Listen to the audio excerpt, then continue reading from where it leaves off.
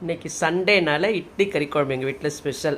இட்லி கறி குழம்பு தான் எங்களுக்கு சண்டேனா ரொம்ப பிடிச்ச டிஷ்ஷாக தான் மார்னிங் எங்களுக்கு அது செஞ்சுருக்கேன். அது மிச்சம் உள்ள குழம்பு கூட நான் மத்தியானம் குஸ்கா பண்ணி மற்ற தொட்டுக்கையெல்லாம் பண்ணியிருக்கேன். அது என்னென்னு பார்க்கலாம். இந்த குஸ்காவுக்கு இந்த சைட் டிஷ்லாம் ரொம்பவே சூட்டபுளாக இருக்கும். சுட சுட சுட இன்றைக்கி குஸ்கா பண்ணியிருக்கோம் பாருங்கள்.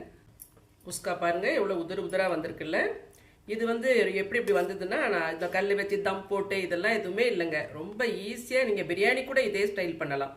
நம்ம எல்லாமே தாளிச்சிட்டு நல்லா பாயில் ஆகி அரிசி எல்லாம் போட்டு கொதிக்குது பார்த்தீங்களா, அவ்வளோதான். நம்ம குக்கரை மூடிடணும். மிக்ஸ் பண்ணி விட்டுட்டு மூடிட்டு நம்ம மீடியமாக வச்சு ஒரு விசில் விடுங்க. விட்டுட்டு ஃபுல் சிம் பண்ணிவிட்டு 5 மினிட்ஸ் வைங்க. உடனே குக்கர் ஆஃப் பண்ணிவிட்டு நான் ஸ்டாண்டிங் டைம் விட்டு நீங்கள் ஓப்பன் பண்ணிங்கன்னா இதே மாதிரி உதிராக ரொம்ப அருமையாக வரும். இதே தான் பிரியாணிக்கும்.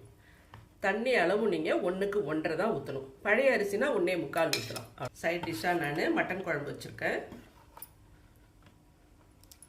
என்னென்னு பார்த்தீங்கன்னா ஸ்பேர் பார்ட்லாம் போட்டு வறுத்தேன். ஹெவி கிரேவி மாதிரி இந்த மாதிரி வறுத்துருக்கேன். முட்டை மிளகு வறுவல் இந்த பாருங்க. இதில் மிளகு போட்டு வறுத்தேன். கும்பர் ஆனியன் ரைத்தா. என்னென்னு பார்த்தீங்கன்னா டொமேட்டோ ஸ்வீட் பச்சடி.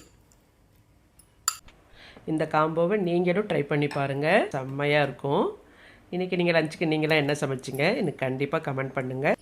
தேங்க்யூ, பாய், ஹாப்பி சண்டே.